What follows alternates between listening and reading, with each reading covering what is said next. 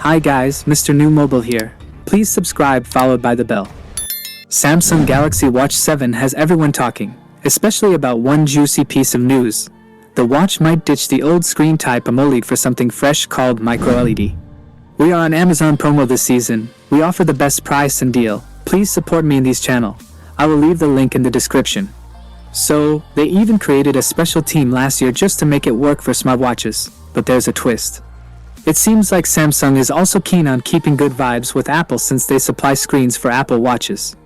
By diving into MicroLED, Samsung hopes they can keep supplying screens to Apple, especially if Apple starts liking MicroLED. So, what's the plan if Samsung can figure out the MicroLED tech by the end of 2024? We might see it shine on the Galaxy Watch 7.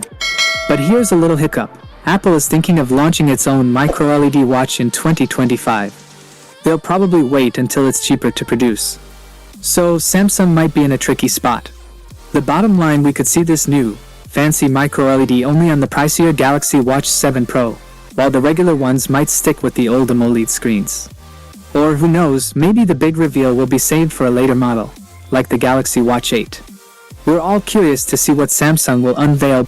Processor. Going by Samsung's past choices, we can likely expect the Galaxy Watch 7 to sport the Exynos W930 chip.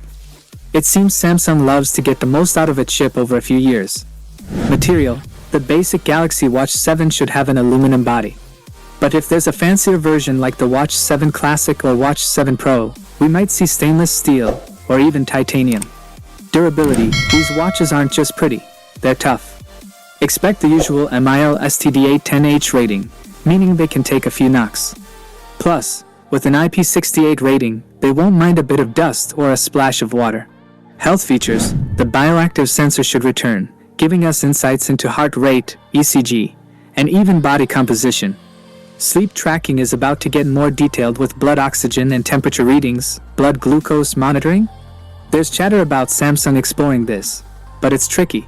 Memory and display. At least 2 GB of RAM and a spacious 16 GB of storage. Crisp, bright screens are a given, so look forward to displays shining with at least 2000 nits of brightness.